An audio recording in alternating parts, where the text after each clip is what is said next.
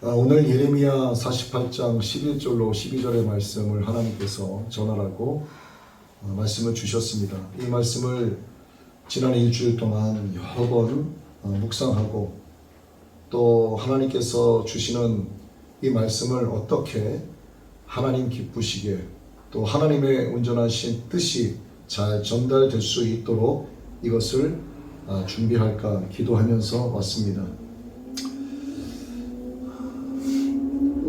어떤 그릇에 물을 오랫동안 담궈 놓으면 녹조가 끼죠. 이끼가 낍니다. 그래서 오래된 그 물을 따라버리고 그릇 안쪽을 손으로 만져보면 미끄럽죠. 녹색으로 변해 있습니다. 이끼가 꼈기 때문에 그래요. 포도주를 만들기 위해서 큰 틀에 포도를 다 부어놓고 올라가서 그거를 막 짓밟습니다. 그러면 포도가 으깨지고 찌꺼기가 가라앉고 놔두면은 그 위에 포도즙이 이렇게 올라오게 되죠.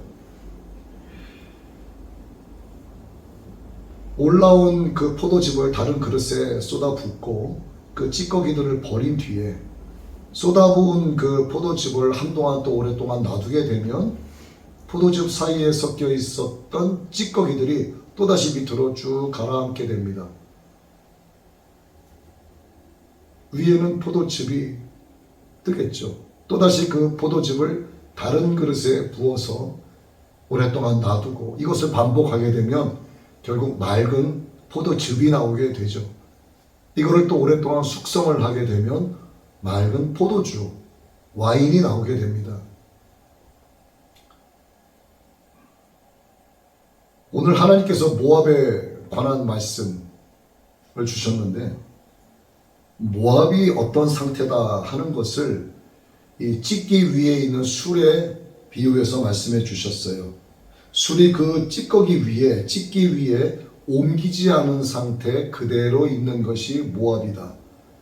그렇기 때문에 그 술의 맛이 변하지 않고 그 냄새가 전혀 변하지 않았다. 이것은 무엇을 의미하는 것이냐? 모압이라는 곳이 오랫동안 평안을 누려왔다. 그들에겐 어떠한 변화도 없었다. 그들은 그저 날마다 살만한 자기들 나름대로의 만족된 삶을 오랫동안 누려왔었다 하는 것을 찢기 위에 있는 술에 비유하시면서 하나님께서 말씀하고 계십니다. 그런데 그 뒤에 하나님께서 그 술을 옮겨 담는 자를 모압에 보내시겠다고 말씀하시면서 엎어버리시겠다. 그들로 하여금 수치를 당하게 하시겠다. 이렇게 하나님이 말씀하신단 말이에요. 우리의 신앙생활이 마찬가지입니다. 모압과 같아요. 우리가 교회는 다닌다고 하지만 예수님을 믿는다고는 하지만 참 편하게 교회 다니는 분들이 많습니다. 왜냐하면 11시 예배 드리면 되니까 그저 주일 성수 하나만 잘 해도 되니까 그렇게 신앙생활하는 게 별로 어려움이 없어요.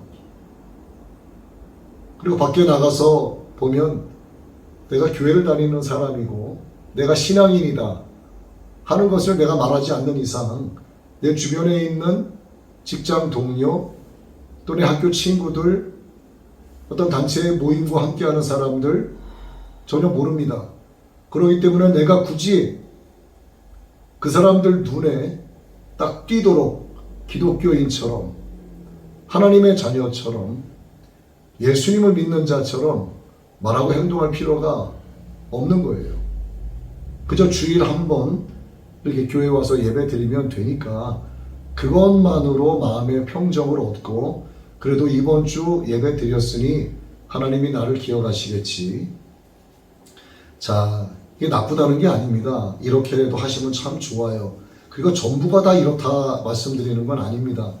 일상생활 하면서도 하나님을 의지하고 하나님만을 바라보고 모든 일과 모든 사람들의 관계 속에서 그리스도인으로서의 덕이 되기 위해서 살아가는 참된 신자들이 정말 많기도 합니다.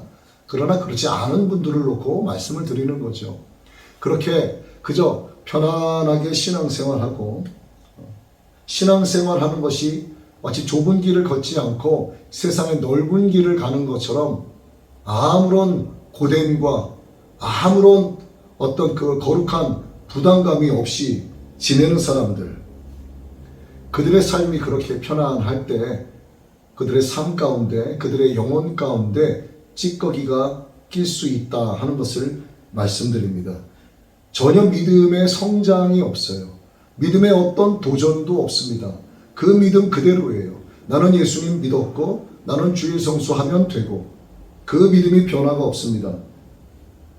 즉 이 말씀은 뭐냐 하면 그의 영혼 가운데 끼어있는 세상의 찌꺼기들, 그의 마음 가운데 축적되어 있는 그런 찌꺼기들이 교회 다니고 기독교인으로 말하면서 살아가는데 전혀 방해가 되지 않는 거예요. 그러니까 적절히 한쪽 발은 세상 속에 있고 한쪽 발은 교회 안에 있는 겁니다. 그러다 보니 믿음의 도전도 없고 믿음의 성장도 찾아볼 수가 없는 거예요. 이것을 그냥 가만히 놔두고 신앙생활을 한다면 마치 그는 모압과 같다 하는 것을 말씀드리는 겁니다. 그때 하나님께서 모압에게 그 수를 엎을 자를 보내시겠다고 말씀하시고 그 그릇을 부숴버리겠다고 말씀하셨어요. 그 모압이 바로 나라면 어떡하겠는가? 이 말씀을 나의 신앙생활, 나의 모습에 한번 적용을 해봐야 된다는 얘기입니다. 누가복음 21장 34절입니다. 너희는 스스로 조심하라. 그렇지 않으면 방탕함과 술취함과 생활의 염려로 마음이 둔하여지고 뜻밖의 그날이 덫과 같이 너희에게 임하리라. 하나님께서 술을 쏟아부으시고 그들에게 수치를 주시고 그 그릇을 부숴버릴 그날이 나도 모르게 온다는 거예요. 평안하게 살아가고 있는 모압 백성들, 하나님께서 이러한 계획을 갖고 그들을 멸하시고자 하시는 것을 그들은 전혀 모르고 있는 상태입니다. 우리 또한 마찬가지예요.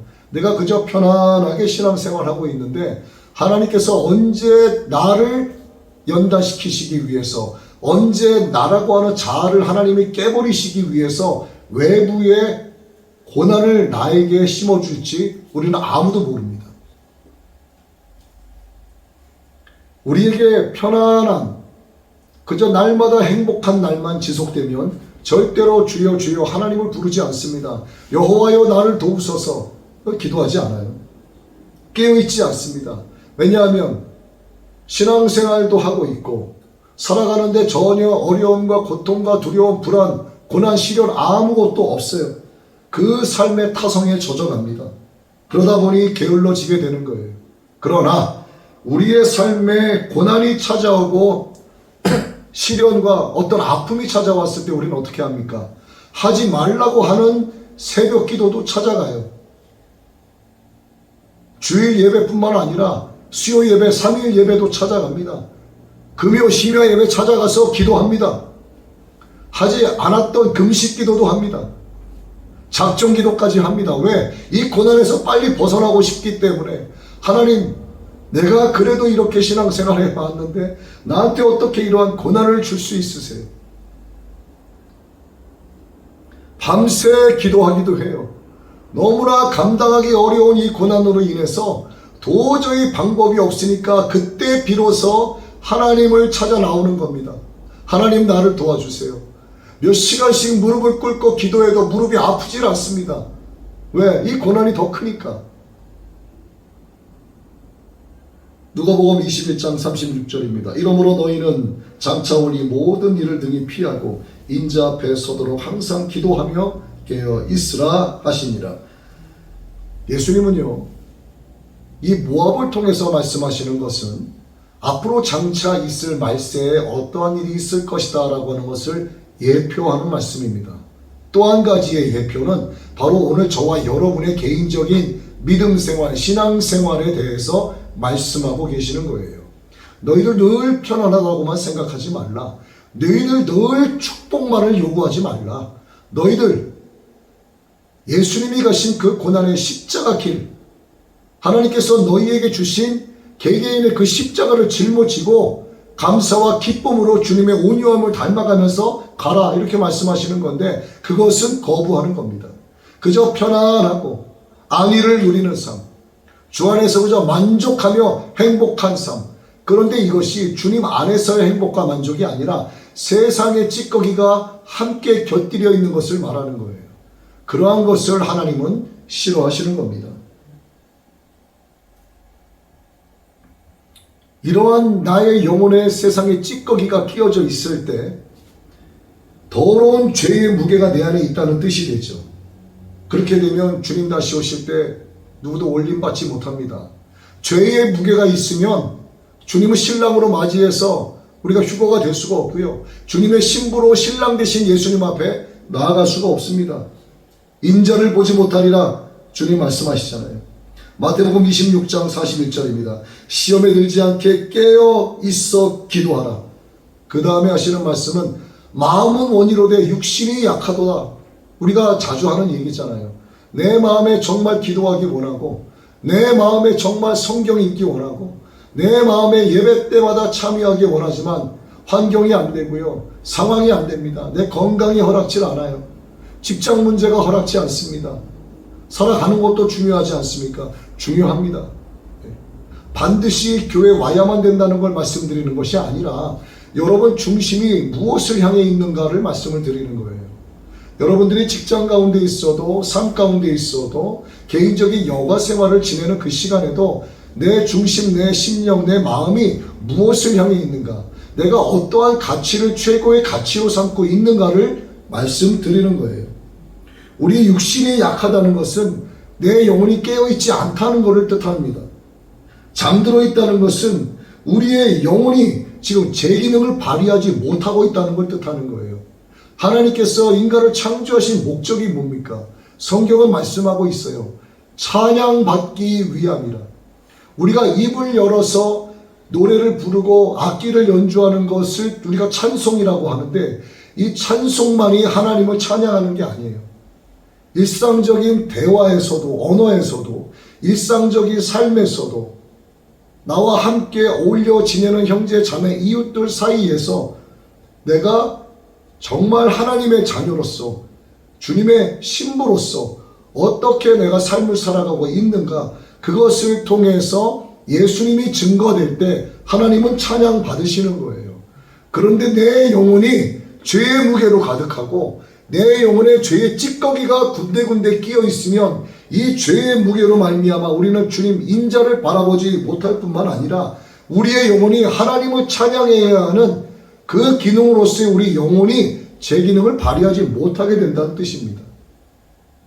잠언 19장 15절이죠. 게으름이 사람으로 깊이 잠들게 하나니 해태한 사람은 줄일 것이니라. 미국 남서부 해안 어느 항구 마을에 갈매기 떼가 많습니다. 그런데 어느 날 보니 해안가 그 항구 마을에 갈매기가 떼 죽음을 당한 것이 발견됐어요. 이게 무슨 일인가 조사를 했습니다. 역학조사를 해본 거죠. 혹시 바닷물이 오염이 돼서 그런가? 심각한 문제죠. 갈매기들이 바다에 있는 물고기를 사냥하고 잡아먹었는데 바닷물이 오염되면 갈매기가 죽을 수 있죠. 그러면 물고기를 먹고 사는 우리 인간들도 그 물고기를 잘못 먹으면 해를 입을 수 있지 않습니까?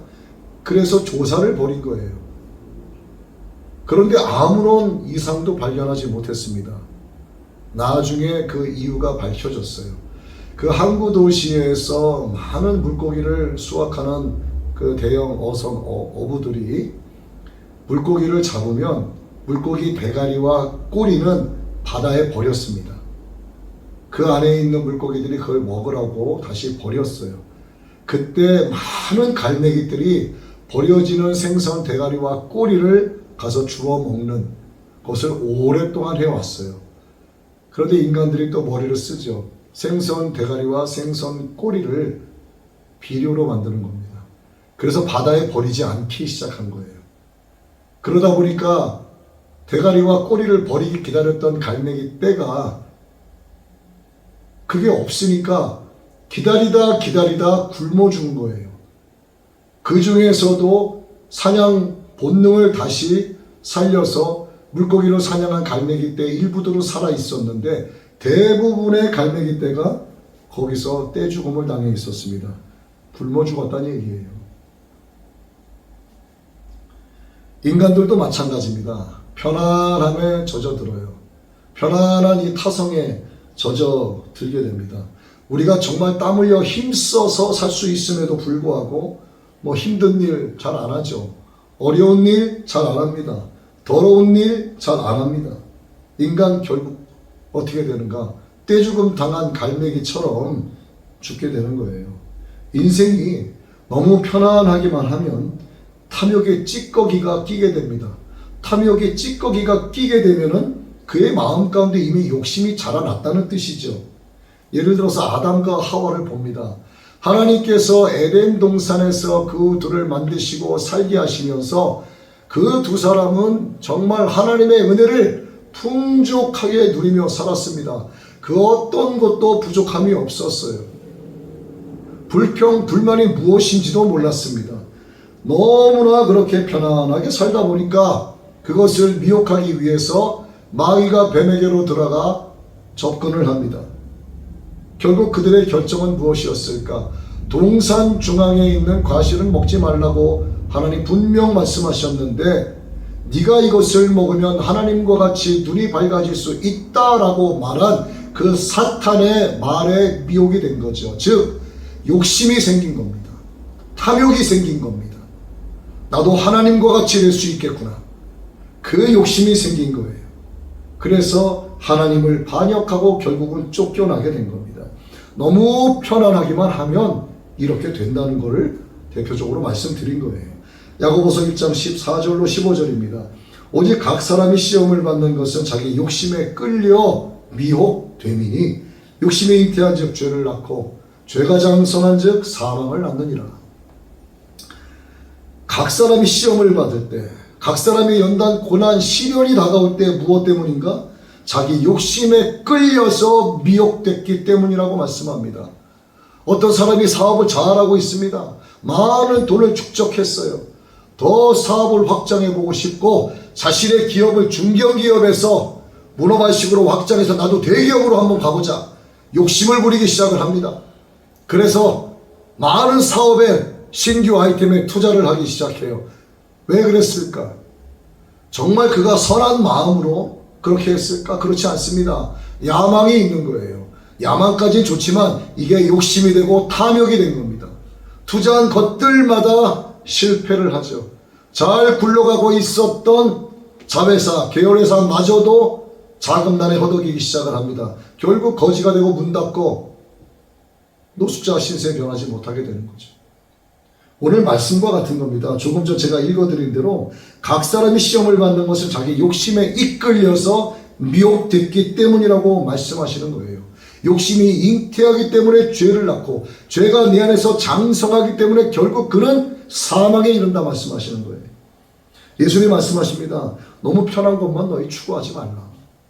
너희들 모압과 같이 된다. 내가 사람을 보내 그것을 쏟아 부을 것이다. 너희에게 수치를 줄 것이다. 내가 그 그릇을 부숴버릴 것이다. 모압에게 말씀하시는 것이 아니라 모압된 우리에게 하나님이 지금 말씀하고 계시는 겁니다.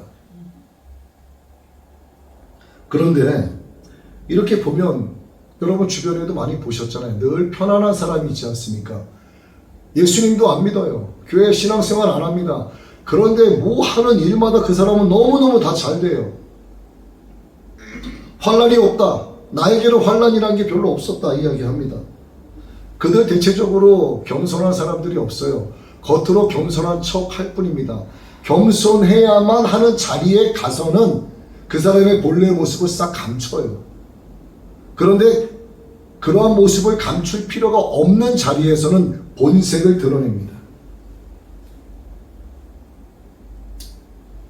인생에 위험한 것들이 없었던 사람들, 이들은 항상 자기가 선택한 길을 왔었던 그런 과거와 그리고 지금과 미래도 마찬가지지만 내가 정해놓은 방식이 가장 옳은 방식이다. 이걸 고수합니다. 남의 말 듣지 않습니다. 이들이 예수님을 의지하고 믿을까요? 이 사람들은요, 절대로 믿지 않습니다. 성경은 이들을 가리켜 사생아라고 말씀하고 있어요. 하나님이 버린 자들입니다. 그들에겐 돈이라고 하는 신이 자기 마음속에 가득히 있기 때문에 돈을 섬기고 돈을 숭배하고 세상의 명예, 권력 따라가게 되는 거예요. 잠언 16장 18절입니다. 교만은 패망의 선봉이요 거만한 마음은 넘어짐의 앞잠이니라. 호세아서 13장 6절입니다. 너희가 먹이온 대로 배부르며 배부름으로 마음이 교만하며 이로 인하여 나를 잊었느니라. 배부르니까 하나님을 잊는 거예요. 편안하게 살만하니까 그 편안한 삶의 타성에 졌다 보니까 여호와 하나님을 잊어버리고 사는 겁니다. 여러분, 우리가 살면서 실패를 맛봅니다. 시련을 겪습니다. 이것들이 결코 우리 인생들의 저와 여러분 가운데 위험한 것들이 아니라는 것을 말씀을 드립니다. 오히려 정말 우리에게 위험한 것은 무엇인가? 우리가 사람들로부터 박수갈채만 맞고 살아가는 것이 정말 위험한 거예요. 아, 누구를 보니까 너무 잘해. 하는 것마다 성공해. 제가 기획하는 것은 모든 게 다 잘돼. 제가 진행하는 프로젝트는 최고야. 가히 누구도 따라갈 자가 없어. 박수만 받고 칭찬만 받고 사람들로부터 높임받고 칭송받는 것을 두려워해야 합니다.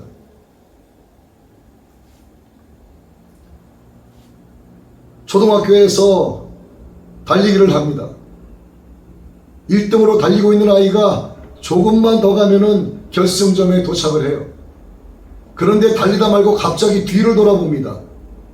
2등이 나와 얼마나 떨어져 있나 확인하기 위해서 안도의 마음으로 쳐다보는데 그 순간 2등이 자신을 추월해서 결승전으로 먼저 들어가죠. 그런 겁니다. 그런데 2등이 되면 어떻습니까? 1등을 쫓아가기 위해서 열을 내서 달려가는 거예요. 여러분, 종교개혁을 이룬 마틴 루터가 그 당시에 꿈을 꿨다는 이야기를 읽은 적이 있는데, 사탄의 보좌에 마귀들이 모여 있습니다. 그 사탄의 조물애기 마귀들이 사탄 자기의 왕에게 보고를 하는 거예요. 일본 마귀가 보고합니다. 내가 예수쟁이들을 사막 한가운데 놓고 햇볕이 내리쬐는 고통 속에서 길을 걷게 했다. 내가 그들을 괴롭히고 그들에게 고난을 줬다. 라고 보고를 합니다. 그리고 이어서 하는 말이, 그랬더니 그 기독교인들이, 그 예수쟁이들이 더욱더 하나님께 부르짖어 기도하더라. 이번 마귀가 보고합니다. 내가 예수쟁이들을 배에 태워서 바다를 항해하게 했습니다. 그리고 그들에게 고난과 시련을 주기 위해서 큰 풍랑을 일으켰습니다. 배는 암초에 부딪혀서 깨뜨리게 했습니다. 그러자 그 예수쟁이들이 그 풍랑이 이는 가운데 모여서 합심하여 기도하더이다. 암초 위에까지 기어 올라가서 그들이 하늘을 향하여 하나님께 기도하더이다. 이렇게 보고를 했다고 해요. 세 번째 마귀가 보고를 합니다. 나는 10년 동안 예수쟁이들에게 복을 주었습니다. 돈 잘 벌게 해줬고, 살면서 성공하게 해줬고, 좋은 대학교 가게 해줬고, 손대는 것마다 사람들로부터 칭송받게 해줬습니다. 그들의 배를 배부르게 해줬고 등을 따뜻하게 해줬습니다. 아무 근심과 걱정이 없도록 그들의 삶을 편안하게 만들어줬습니다. 그랬더니 그들이 하나님을 떠나더이다. 이렇게 보고를 하더라고요. 우리의 삶 가운데 축복만 기대한다면 그 위험한 삶입니다. 우리가 안일해지고 결국 술 취하게 되고 방탕하게 되고 음란 속에 들어가게 돼요. 이건 거의 법칙과 같습니다. 하나님께서는 이러한 자들을 향하여 이렇게 경고하고 계세요. 갈라디아서 5장 19절 이하의 말씀입니다. 육체의 일은 현저하니 곧 음행과 더러운 것과 호색과 우상 숭배와 술수와 원수 맺는 것과 분쟁과 시기와 분냄과 당짓는 것과 불리함과 이단과 투기와 술취함과 방랑함과 또 그와 같은 것들이라. 전에 너희에게 경계한 것 같이 경계하노니 이런 일을 하는 자들은 하나님의 나라를 유업으로 받지 못할 것입니다. 즉 축복된 삶만 계속되면 그는 100% 하나님을 떠나게 되겠다 뜻이에요. 하나님의 나라를 유업으로 받지 못한다는 얘기입니다. 여러분, 결코 고난이라고 하는 것이 우리에게 반가운 것은 아니지만 고난은 하나님께서 우리로 하여금 주의 율례를 배우게 하시고 하나님을 찾게 하시는, 우리의 믿음을 성장시키는 도구로 선하게 사용해 주십니다. 여러분, 탕자를 보세요. 아버지가 얼마나 부자입니까? 아버지로부터 자기의 몫을 먼저 유산으로 받고 먼 나라를 향하여 떠납니다. 그곳에 가서 술 취합니다. 허랑방탕한 삶을 살아갑니다. 어느 날인가 보니까 잔고가 다 떨어졌어요. 이제는 친구들도 찾아오지 않습니다. 자기의 돈으로 호의호식 배부른 자들이 자기를 다 떠나가기 시작합니다. 어디에서 일하려고 해도 받아주질 않아요. 돼지치는 돼지우리에 가서 돼지들이 먹는 쥐염 열매를 먹으면서 한탄하고 지난 날을 생각합니다. 내가 하나님 아버지께 죄를 범하였고 내가 나의 아버지께 죄를 범하였도다. 우리 아버지의 집에 품꾼이 많으니 내가 가서 나를 하나의 품꾼으로 받아주소서 라고 말씀을 드려야 되겠다. 후회하고 반성하고 회개하고 터벅터벅 거짓골을 하고 아버지의 집을 향하여 돌아가게 됩니다. 고난이 탕자를 제자리로 돌아오게 한 거예요. 그의 굶주림과 그의 시련이 다시 하나님을 향하여 나아오게 한 겁니다.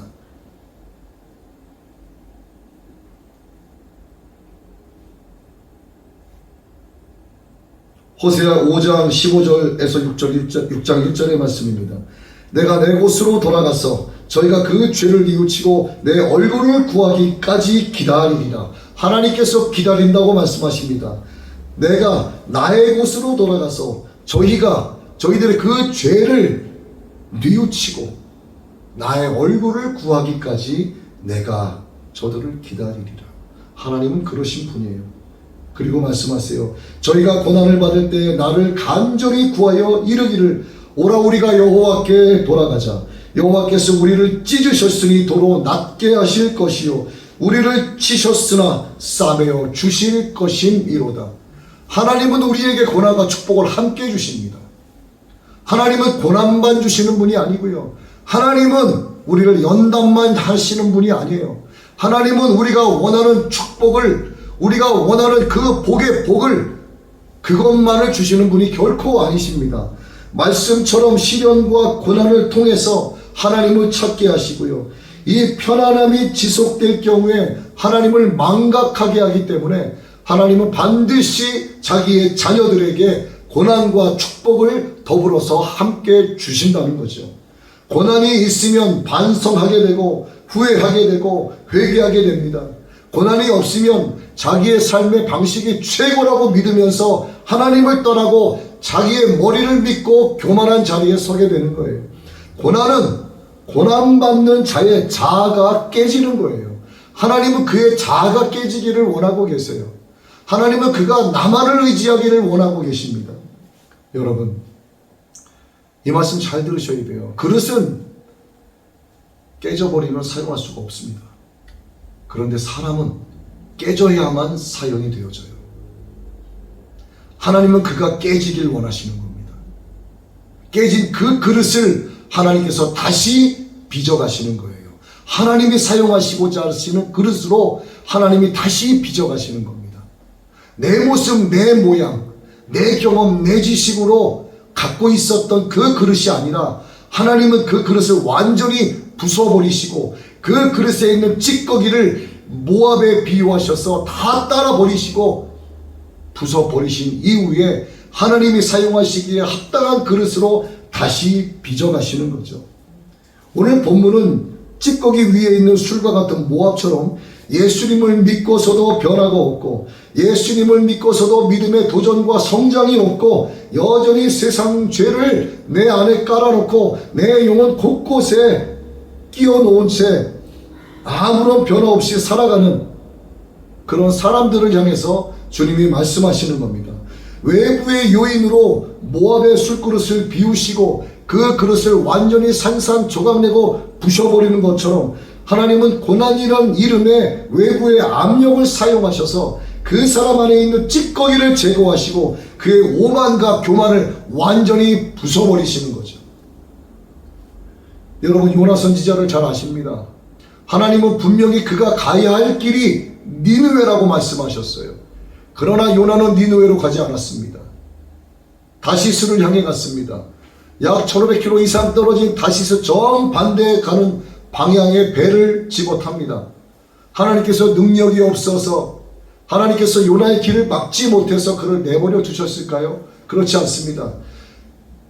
다시스행 배를 탄 요나를 배를 타기 전에 하나님께서 요나를 붙잡으셨으면 요나는 니느웨로 갔어도 다시 돌아갔을 겁니다.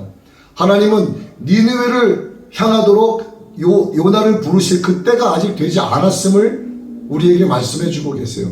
요나는 다시스행 배를 타고 떠납니다. 그도 양심이 있는 자죠. 하나님이 나를 니느웨로 가라고 하셨는데 그 말씀을 거부하고 다시스로 간다. 양심이 찔립니다. 그래서 그는 배 깊숙한 밑에 들어가서 잠을 잡니다. 잠을 자면 내 양심도 나를 괴롭히지 않겠지.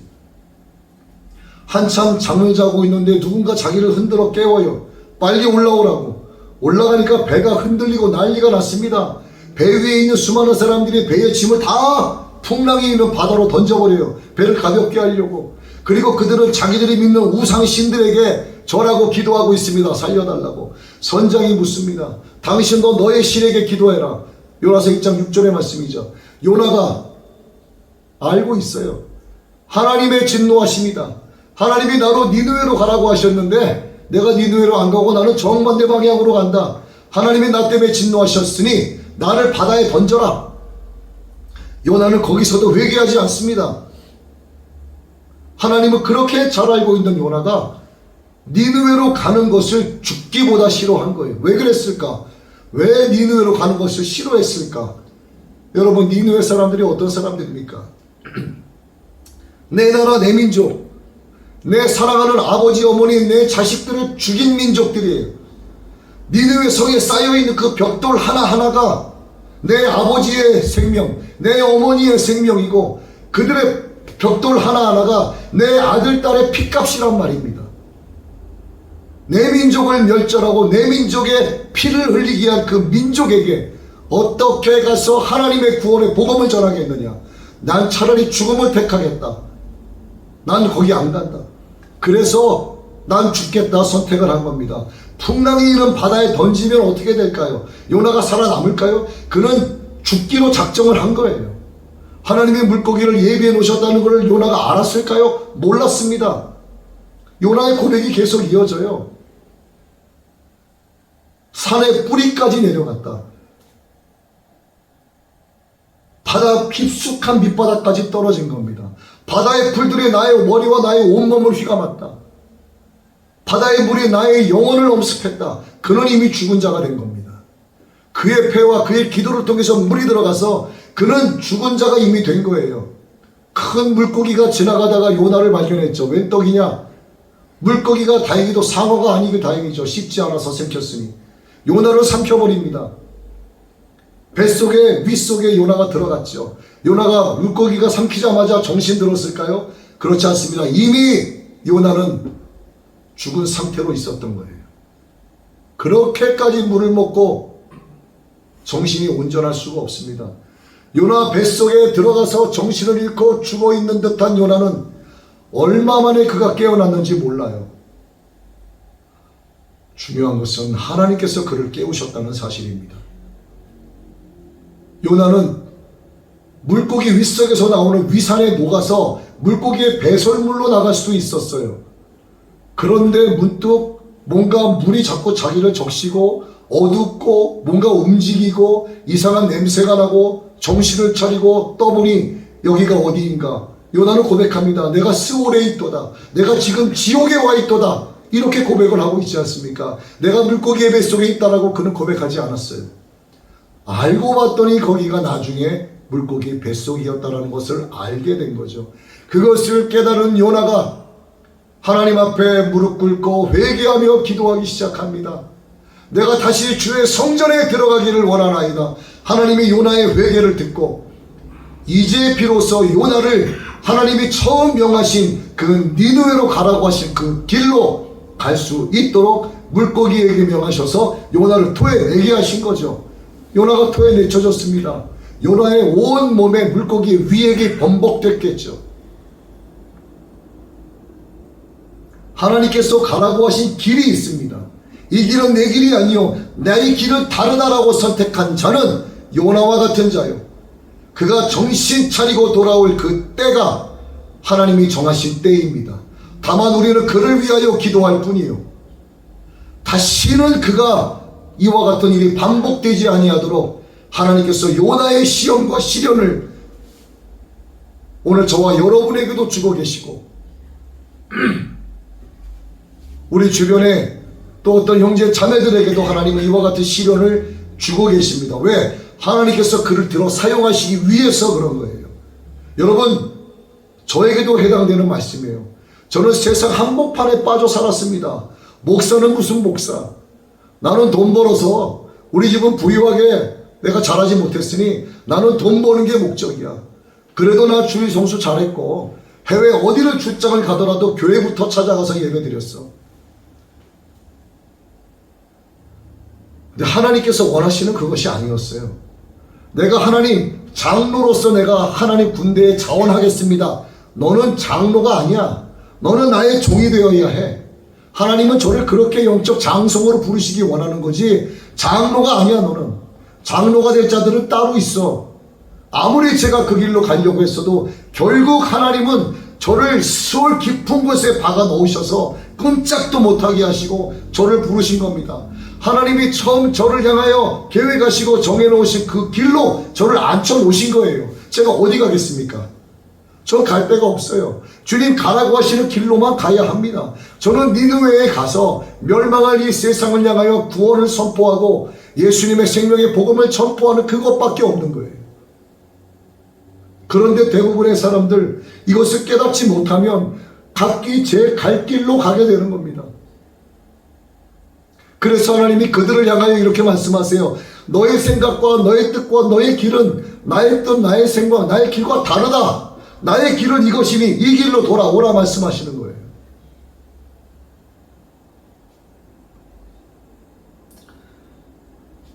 시편 119편 67절입니다. 고난 당하기 전에는 내가 그릇 행하였더니 이제는 주의 말씀을 지키리이다. 고난을 당하고 나니까 주의 말씀을 지키는 거예요. 히브리서 5장 8절로 9절 말씀이죠. 그가 누굽니까? 예수님을 가리키는 거예요. 그가 아들이시더라도 받으신 고난으로 순종함을 배워서 온전하게 되었은즉 자기를 순종하는 모든 자에게 영원한 구원의 근원이 되셨느니라. 하나님의 아들 예수님도 고난당하셨습니다. 고난당하시고 순종을 배우셨다고 했습니다. 그러자 그가 온전하게 되셨고 자기를 순종하는 모든 자에게 영원한 구원의 근원이 되셨다고 말씀하고 계세요. 하물며 우리에게 있느냐 이거죠. 하물며 예수님도 고난당하셨는데 하물며 우리가 고난을 안 당한다? 그런 일은 있을 수 없습니다.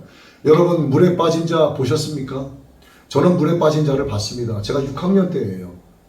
제가 태어난 곳이 경기도 용문 마령리인데 거기에 용수개미라고 하는 그런 깊은 개울이 있었어요.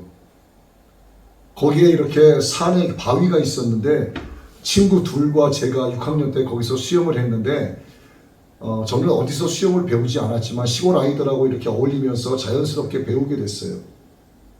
이름도 기억합니다. 그 당시에 뚱뚱했던 외자 쓰는 김신이라는 친구가 이제 또 다른 친구와 제가 하는 거를 따라서 흉내하는 거예요. 산에 올라가서 바위에 올라가서 깊은 물로 떨어지는 겁니다.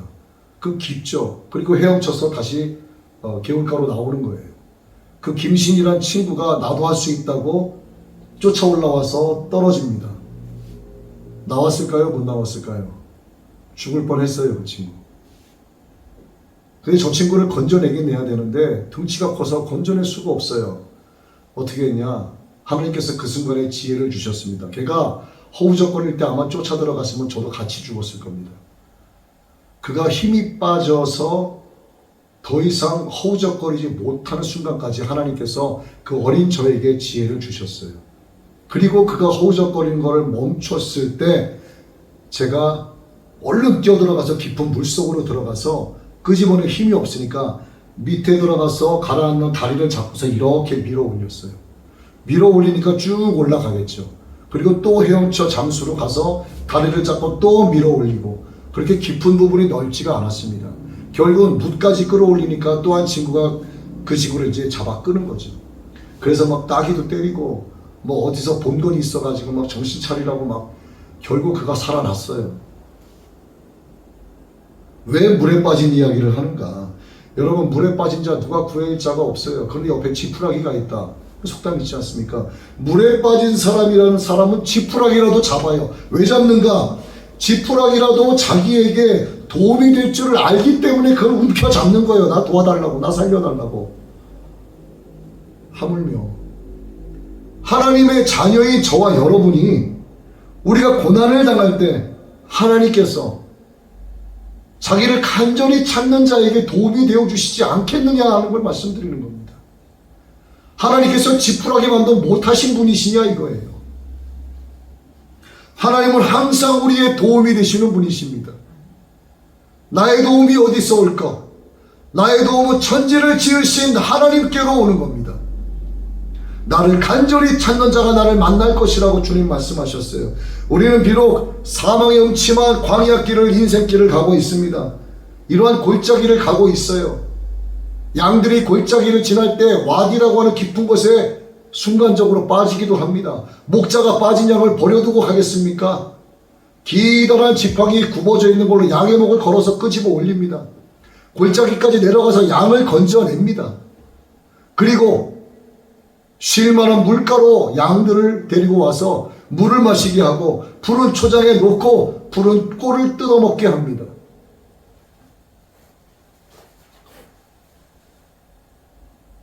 마침내 목자가 양에게 주는 것은 편안하게 쉼을 얻게 하는 거예요.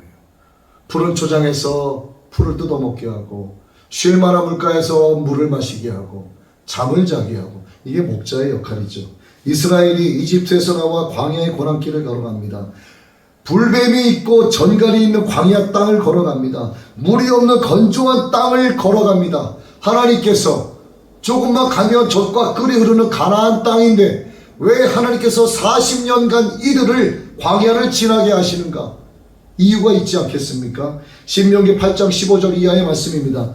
너를 인도하여 그 광대하고 위험한 광야 곧 불뱀과 전갈이 있고 물이 없는 건조함을 지나게 하셨으며, 또 너를 위하여 내 열조도 알지 못하던 만나를 광야에서 내게 먹이셨나니. 왜 이러셨을까? 왜? 이는 다 너를 낮추시며 너를 시험하사 마침내 내게 복을 주려 하심이었느니라. 하나님의 우리에게 주시는 고난이 뭔가? 마침내 우리에게 복을 주시기 위함인 거예요. 우리가 살며 시련을 겪고 어려움을 겪고 눈물로 하나님 앞에 매달리며 기도합니다. 하나님을 지푸라기보다 못한 자로 여기시면 안 돼요. 나의 도움이 어디서 올까? 나의 도움은 천지를 지으신 여호와께로서 오나이다. 이 고백이 오늘 우리의 고백이 되어야 할 줄 믿습니다. 하나님의 근본의 뜻이 무엇이라고요? 마침내 우리에게 복을 주시기 원하시는 거예요. 이제 말씀을 정리합니다. 우리 인간들, 하나님께서 우리에게 복을 부어주십니다. 그럼 어떻게 될까요? 그 복받은 삶의 타성에 젖어 살게 돼요. 내 영혼에 찌꺼기가 끼게 됩니다. 내 마음 가운데 죄악이 켜켜이 쌓여가기 시작을 합니다. 하나님께서 그에게 다시 고난을 주세요. 너무 힘들죠. 견디기 어려워요. 다 포기하고 좌절하고 끝나버리면은 자살에 이르겠지만 그가 하나님을 알기에 하나님 용서해 주세요 회개하고 또 나아갑니다. 하나님이 그에게 또다시 복을 내려주세요. 평안케 해주십니다. 세상의 편안함이 아니라 예수 그리스도의 샬롬으로 평안을 주시는 거예요. 복 달라고 아우성 치니까 복을 주십니다. 그런데 복을 주면 또 어떻게 돼요? 또 교만해지고 또 하나님을 떠나버리게 됩니다. 그래서 결론은 뭐냐면, 하나님은 우리가 올바른 신앙생활을 하도록 우리에게 고난과 축복을 함께 주십니다. 여러분 산수에 배웠죠? 어떤 원과 어떤 원이 있고 원이 겹치면 그 겹치는 부분을 교집합이라고 하지 않습니까? 우리가 바로 인생길, 우리의 신앙의 길은 고난과 축복이 함께 공존하고 있는 교집합의 길을 가고 있는 거예요. 그래야만 우리가 온전한 신앙생활을 할 수 있습니다. 그래야만 우리가 예수님 가신 길을 갈 수가 있습니다. 그래야만 우리가 우리에게 주신 나의 십자가를 지고 갈 수 있습니다. 하나님께서 우리에게 생명을 주시고 우리를 영원히 목마르지 않는 생명수를 마시게 하시고 하나님 나라 낙원에 있는 생명나무의 열매를 먹게 하시고 마침내 복을 주시려고 하시는 것은 우리로 하여금 교집합 속에 있는 고난과 축복의 길을 함께 가게 하시는 거예요. 우리를 향하신 하나님의 선하신 뜻 안에 있는 여러분 되시기 원합니다. 여러분 고난받았을 때 하나님의 축복을 생각하시고 여러분에게 하나님의 복이 임했을 때 고난의 채찍을 절대로 망각하지 마시길 바랍니다. 우리가 신앙의 길을 갈 때 축복과 고난의 교집합 속에서 가게 하시는 하나님을 찬양하시는 여러분 되시길 주님의 이름으로 축복합니다.